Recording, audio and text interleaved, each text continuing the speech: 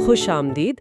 آج ہم ایک ایسے مفکر کی دنیا میں گہرائی میں جا رہے ہیں جو بے وقت بہت مقبول بھی ہیں اور اکثر متنازع بھی سمجھے جاتے ہیں. سلاوڈ زیجک. جی.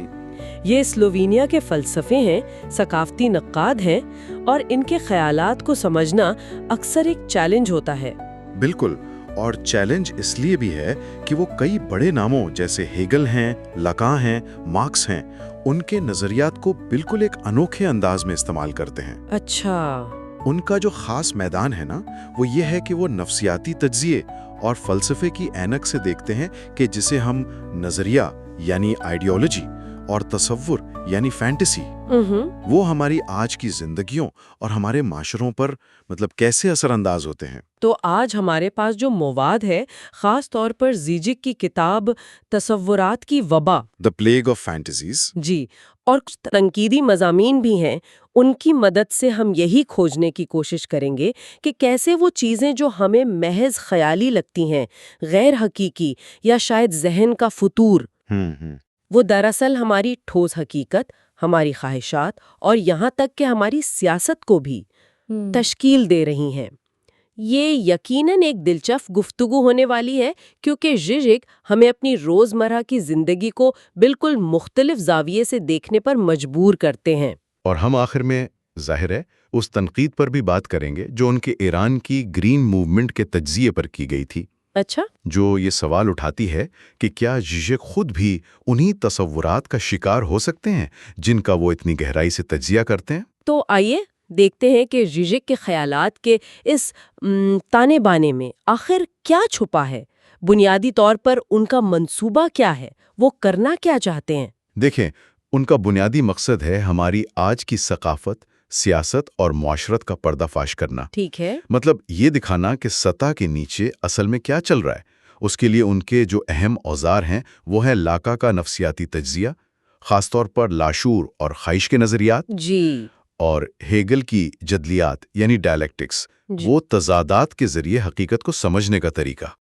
اور اس سب کو وہ مارکسی نظریاتی تنقید کے فریم ورک میں دیکھتے ہیں. یعنی یہ جانچتے ہیں کہ طاقت کے ڈھانچے اور معاشی نظام ہمارے سوچنے کے انداز کو کیسے متاثر کرتے ہیں. اور ان کا انداز واقعی بہت منفرد ہے. وہ کوئی خشک فلسفی نہیں ہے. نہیں، بالکل نہیں. وہ فلموں کی مثالیں دیتے ہیں، ہچکاک سے لے کر میٹرکس تک، پاپ کلچر، لطیفے، یہاں تک کہ وہ چاکلیٹ ایگز کی مثال بھی تو دیتے ہیں نا. ہاں بالکل. وہ ان چیزوں سے بڑے پیچیدہ فلسفیانہ نکات سمجھا دیتے ہیں. ان کا سلووینیا کا پس منظر بھی اہم ہے. اچھا، وہ کیسے؟ کمیونزم کے تحت زندگی گزاری، پھر اسے علیحدگی ہوئی، جمہوریت کے لیے سرگرم رہے. یہ تجربات ان کی فکر میں نظر آتے ہیں. صحیح. بالکل. اور ان کے کام کا ایک مرکزی نقطہ یہ سمجھنا ہے کہ غالب نظریات جیسے آج کل نیو لبرلزم ہے، آخر قائم کیسے رہتے ہیں، لوگ انہیں مانتے کیوں ہیں. زیجک کہتے ہیں کہ اصل کھیل شعوری عقائد کا نہیں ہے. نظریہ ہمارے ذہنوں میں صرف خیالات کی شکل میں نہیں ہوتا. اچھا. بلکہ یہ ہماری روزمرہ کی عادات، ہماری رسومات، ہماری بنائی ہوئی چیزوں میں مجسم ہوتا ہے. اہم یہ نہیں کہ ہم کیا سوچتے ہیں، اہم یہ ہے کہ ہم عمل کیسے کرتے ہیں. یہ بات تو بہت دلچسپ ہے کہ نظریہ صرف خیالات نہیں بلکہ باہر حقیقت میں موجود ہے. تصورات کی وبا میں وہ یہی کہتے ہیں نا کہ تصور یا فینٹیسی ہمارے اندر چھپی کوئی چیز نہیں. جی نہیں. بلکہ یہ باہر ہے، ہمارے ارد گرد پھیلی ہوئی ہے. بالکل. سچائی باہر ہے، وہ ایکس فائلز والا جملہ یہاں بالکل فٹ بیٹھتا ہے. اس کی ایک زبردست مثال جو زیجک دیتے ہیں وہ 1930 کی دہائی کے سوویت یونین کی تعمیرات ہیں. اچھا. تصور کریں، ایک بڑی سرکاری عمارت ہے اور اس کے اوپر ایک دیو قامت مجسمہ نصب ہے نئے سوشلسٹ انسان کا. ٹھیک ہے. وقت گزرنے کے ساتھ عمارت جو اصل لوگوں کے کام کرنے کی جگہ تھی وہ چھوٹی اور غیر اہم ہوتی گئی اور مجسمے کے لیے محض ایک پلیٹ فارم بن کر رہ گئی. زیجک کہتے ہیں کہ یہ فن تعمیر خود اسٹالنزم کے نظریے کی سچائی چیخ کر بیان کر رہا تھا. کیسے؟ کہ زندہ حقیقی انسانوں کو مستقبل کے خیالی نظریاتی نئے انسان کے بھوت پر قربان کیا جا رہا ہے. یہ بات کہنے کی ہمت شاید کسی میں نہیں تھی، مگر عمارت خود یہ بتا رہی تھی. نظریہ باہر تھا، پتھر اور کنکریٹ میں لکھا ہوا تھا۔ واہ، یعنی عام سی چیزوں میں بھی نظریہ چھپا ہو سکتا ہے۔ بیت الخلاء والی مثال بھی تو اسی سلسلے میں ہے۔ مجھے یاد پڑ رہا ہے کہ وہ پڑھ کر میں کافی حیران ہوئی تھی کہ ٹوائلٹ ڈیزائن بھی نظریاتی ہو سکتا ہے۔ کیا یہ محض انجینئرنگ یا صفائی کا معاملہ نہیں؟ زیزک کے مطابق نہیں۔ وہ کہتے ہیں کہ یورپ میں 3 بنیادی ٹوائلٹ ڈیزائن ملتے ہیں: جرمن، فرانسیسی اور اینگلو سیکسن، یعنی امریکی یا برطانوی۔ جی۔ جرمن ڈیزائن میں فضلہ ایک شیلف پر گرتا ہے، معائنے کے لیے سامنے رہتا ہے۔ فرانسیسی ڈیزائن میں وہ فوراً ایک سوراخ میں غائب ہو جاتا ہے۔ اینگلو سیکسن ڈیزائن درمیانی ہے، فضلہ پانی میں تیرتا ہے، نظر آتا ہے، مگر معائنہ مشکل ہے۔ زیزک کا کہنا ہے کہ یہ محض افادیت کی بات نہیں، یہ فضلے کو ٹھکانے لگانے کے عمل سے جڑے مختلف لاشعوری نظریاتی رویوں کی عکاسی کرتے ہیں۔ اچھا، جیسے جرمنوں کا غور و فکر اور تجزیہ کرنے کا رویہ، فرانسیسیوں کا انقلاب کی طرح جلد از جلد ماضی سے چھٹکارا پانے کی خواہش، اور اینگلو سیکسن کی عملیت پسندی جو مسئلے کو دیکھتی ہے مگر زیادہ گہرائی میں نہیں جاتی۔ تو ہاں، آپ کا ٹوائلٹ بھی نظریاتی ہو سکتا ہے۔ یہ تو واقعی حیران کن ہے۔ اور یہ مادی خلوص یعنی مٹیریل سنسیئرٹی کا کیا تصور ہے؟ کیا یہ بھی اسی سے جڑا ہے کہ ہمارے اعمال ہمارے عقائد سے زیادہ اہم ہے؟ ہاں، یہ اسی سلسلے کی کڑی ہے۔ یہ خیال مارکس کے اجناس کی پوجا یعنی کموڈٹی فیٹیشزم اور آلتھسف کے نظریاتی ریاستی آلات آئیڈیولوجیکل اسٹیٹ ایپریٹسز، جی، یعنی وہ ادارے جیسے اسکول، میڈیا جو نظریہ پھیلاتے ہیں، ان سے ملتا ہے۔ پاسکل کا مشہور قول ہے نا، گھٹنے ٹیکو، ایسے عمل کرو جیسے تم یقین رکھتے ہو اور یقین خود بخود آ جائے گا۔ اچھا، زیزک کہتے ہیں کہ یہی نظریے کا اصول ہے۔ آپ شاید شعوری طور پر جانتے ہوں کہ سرمایہ داری میں استحصال ہوتا ہے، لیکن اگر آپ بازار کے قوانین کے مطابق عمل کرتے ہیں تو آپ کا مادی خلوص سرمایہ دارانہ نظریے کو تقویت دے رہا ہے۔ آپ کے اعمال آپ کے اندرونی شکوک و شبہات سے زیادہ طاقتور ہیں۔ نظریہ اسی طرح کام کرتا ہے، ہمارے اعمال کے ذریعے۔ اچھا، تو نظریہ صرف عقائد کا مجموعہ نہیں بلکہ ہمارے اعمال اور ماحول میں رچا بسا ہے۔ اب آتے ہیں تصور یا فینٹیسی کی طرف۔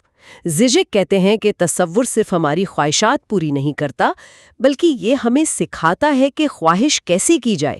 یہ بات تھوڑی وضاحت طلب ہے۔ یہ ایک بہت اہم نکتہ ہے۔ زیزک اسے کانٹ کے ٹرانسنڈنٹل سکیماٹزم سے تشبیہ دیتے ہیں۔ Can't say? کیسے؟ دیکھیں، کانٹ کے مطابق سکیما ایک ذہنی ڈھانچہ ہے جو خالص تصورات کو ہمارے حسی تجربے پر لاگو کرنے میں مدد دیتا ہے۔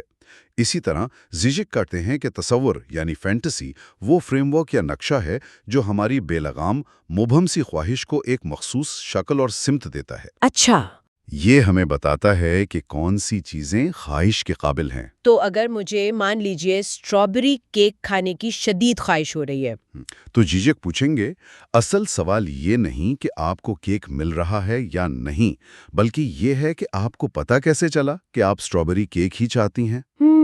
یہ خواہش کہاں سے آئی؟ تصور نے آپ کو یہ اسکرپٹ دیا ہے۔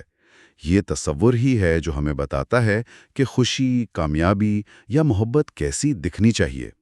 یہ ہماری خواہش کے خالی کینوس کو رنگوں سے بھرتا ہے۔ اور یہ تصور صرف ذاتی نہیں بلکہ بین الذاتی یعنی انٹر سبجیکٹو بھی ہے، مطلب اس کا تعلق دوسروں سے بھی ہے۔ بالکل، تصور اکثر اس سوال کا جواب دینے کی کوشش کرتا ہے کہ دوسرا مجھ سے کیا چاہتا ہے یا میں دوسرے کی نظر میں کیا ہوں۔ اچھا، ہماری خواہش اکثر دوسرے کی خواہش کے گرد گھومتی ہے۔ ہم یہ تصور کرنے کی کوشش کرتے ہیں کہ دوسرے ہم میں کیا خاص بات دیکھتے ہیں، وہ کیا چیز ہے جو انہیں ہماری طرف کھینچتی ہے۔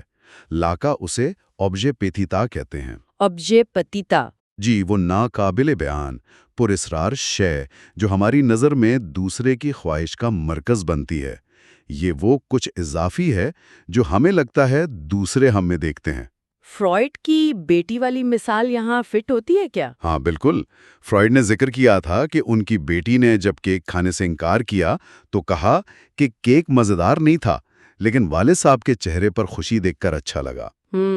اس کا اصل تصور صرف کیک کھانا نہیں تھا، بلکہ اس عمل کے ذریعے والدین کی خواہش کو پورا کرنا اور ان کی نظروں میں اچھا بننا تھا۔ تصور ہمیں بتاتا ہے کہ ہم دوسروں کی خواہش کے کھیل میں کیا کردار ادا کر رہے ہیں۔ ٹھیک ہے، تو تصور خواہش کو تشکیل دیتا ہے اور یہ بین الذاتی بھی ہے۔ زیزک یہ بھی کہتے ہیں کہ تصور ایک طرح سے بیانیے یعنی نیریٹو کی بنیاد ہے. یہ کیسے؟ زیزک کا کہنا ہے کہ ہر معاشرے میں کچھ بنیادی تضادات ہوتے ہیں، کچھ ناقابل حل مسائل، جنہیں وہ ڈیڈ لاک کہتے ہیں۔ Dead locks.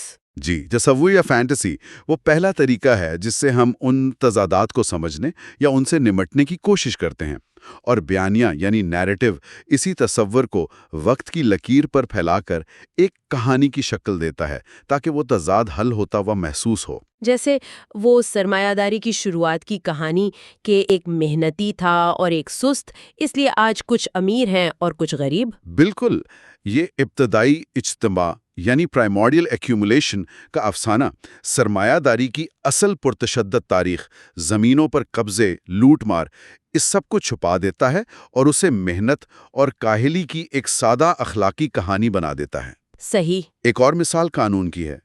ایک طرف تو قانون کا عوامی غیر جانبدار چہرہ ہوتا ہے، لیکن دوسری طرف اس کے ساتھ جڑے غیر تحریری، اکثر فوش اور متعصبانہ اصول بھی ہوتے ہیں۔ obscene super ego supplement۔ جی، تصوراتی بیانیہ ان دو چہروں کے تضاد کو چھپانے کی کوشش کرتا ہے۔ ناممکن نگاہ یعنی impossible gaze کا تصور بھی اسی سے جڑا ہے۔ ہاں، تصور ہمیں ایک ایسی جگہ سے، ایک ایسے نقطۂ نظر سے دیکھنے کی صلاحیت دیتا ہے جہاں ہم حقیقت میں موجود نہیں ہو سکتے۔ زیزک اسقاط حمل کے خلاف ایک پروپیگنڈا کہانی کی مثال دیتے ہیں۔ اچھا۔ جس میں اسقاط شدہ بچے ایک خیالی جزیرے سے اپنے والدین کو دیکھ کر ان کے فیصلے پر افسوس کرتے ہیں۔ یہ بچوں کی ناممکن نگاہ ہے جو ایک خاص نظریاتی موقف کو جذباتی رنگ دیتی ہے۔ اور بوسنیا جنگ کے دوران فرانسیسی صدر متراں کا دورہ، وہ بھی اسی طرح کی مثال ہے؟ زیزک کے مطابق وہ بھی ایک ناممکن نگاہ کی مثال تھی۔ متراں کا سراجیو جا کر دکھ کا اظہار کرنا، اس عمل نے جنگ کی سیاسی حقیقت کو، یعنی سرب جاریت بمقابلہ بوسنیائی دفاع، ایک غیر سیاسی انسانی المیہ میں بدل دیا۔ وہ ایک بیرونی معصوم مبصر بن گئے جو گویا تنازع کی تاریخ اور سیاست سے بالا تر تھے۔ اس طرح کی ناممکن نگاہ اکثر ہمیں مسئلے کی اصل جڑوں سے دور لے جاتی ہے، جیسے مدر ٹریسا کے کام کو دیکھنے کا ایک زاویہ یہ بھی ہے جی کہ وہ غربت کو ایک انسانی مسئلے کے طور پر تو پیش کرتی ہیں، مگر ان ساختیاتی وجوہات کو نظر انداز کرتی ہیں جو غربت پیدا کرتی ہیں۔ یہ سب سمجھنے کے بعد سوال پیدا ہوتا ہے کہ نظریہ اپنی گرفت اتنی مضبوطی سے کیسے قائم رکھتا ہے؟ اگر یہ اتنا عیاں ہے تو ہم اس سے آزاد کیوں نہیں ہو پاتے؟ زیزک یہاں کئی تصورات استعمال کرتے ہیں۔ ایک ہے نظریے کی عظیم شے، یعنی سبلائم آبجیکٹ آف آئیڈیالوجی۔ ٹھیک ہے۔ یہ ایک ایسا بلند و بالا، ناقابل حصول وعدہ یا تصور ہے جو نظریے کو زندہ رکھتا ہے، جیسے کمیونزم کا کامل معاشرہ، یا قوم پرستی کا عظیم ماضی یا مستقبل، یا سرمایہ داری میں لامتناہی ترقی کا خواب۔ یہ چیز کبھی حاصل نہیں ہوتی، مگر اسی کی کشش نظریے کو توانائی دیتی ہے۔ اور لذت یا جوئسانس کا کیا کردار ہے؟ یہ لاکانی تصور سمجھنا بھی آسان نہیں۔ جی، جوئسانس محض خوشی یا پلیجر نہیں ہے، یہ ایک شدید، اکثر تکلیف دہ، حد سے بڑی ہوئی لطف اندوزی ہے جو موت کی جبلت یعنی ڈیتھ ڈرائیو سے جڑی ہے۔ اچھا۔ زیزک کہتے ہیں کہ نظریہ صرف عقائد نہیں بیچتا، وہ ہماری اس جوئسانس کو منظم اور کنٹرول بھی کرتا ہے، یا ہمیں بتاتا ہے کہ کس چیز سے لطف اندوز ہونا ہے، کس چیز کو قربان کرنا ہے، اور اس لطف کا ذمہ دار کس کو ٹھہرانا ہے۔ تو نیوروٹک اور پرورٹ میں کیا فرق ہے اس حوالے سے؟ زیزک کے مطابق نیوروٹک فرد وہ ہے جو محسوس کرتا ہے کہ اس کی لذت یعنی جوئسانس بڑے دوسرے نے، یعنی سماجی نظام یا اتھارٹی نے چرا لی ہے۔ اچھا۔ وہ قربانی دیتا ہے اور شاکی رہتا ہے، جیسے نسل پرست یہ سمجھتا ہے کہ تارکین وطن یا اقلیتیں اس کا لطف چرا رہی ہیں۔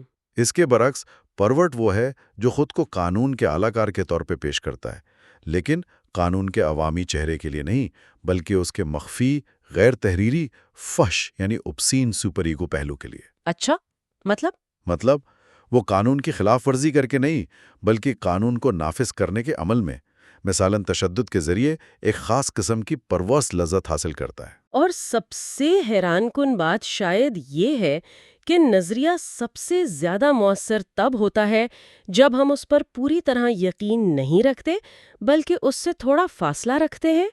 یہ میں جانتا ہوں لیکن پھر بھی والا رویہ۔ بالکل، یہ زیجے کا ایک کلیدی نقطہ ہے۔ وہ اسے تنزیہ فاصلہ یعنی سینیکل ڈسٹنس کہتے ہیں۔ فلم MASH کی مثال وہ دیتے ہیں۔ MASH؟ جی، کوریا جنگ کے دوران ایک فوجی اسپتال کا عملہ ہے۔ وہ مسلسل اصول توڑتے ہیں، افسران کا مذاق اڑاتے ہیں، ایک تنزیہ رویہ اپنائے رکھتے ہیں۔ ٹھیک ہے۔ لیکن یہی فاصلہ، یہی غیر سنجیدگی انہیں فوجی نظام کا بہترین پرزہ بنائے رکھتی ہے۔ وہ اپنا کام یعنی زخمیوں کا علاج انتہائی مؤثر طریقے سے کرتے ہیں۔ ان کا طنز انہیں نظام سے مکمل بغاوت سے روکے رکھتا ہے۔ اس کے برعکس فل میٹل جیکٹ میں کیا ہوتا ہے؟ وہاں ایک فوجی، پرائیویٹ پائل، فوجی نظریے سے مکمل طور پر بغیر کسی فاصلے کے شناخت کرتا ہے۔ وہ ایک کامل فوجی بننے کی کوشش میں پاگل ہو جاتا ہے، اپنے سارجنٹ کو مارتا ہے اور خودکشی کر لیتا ہے۔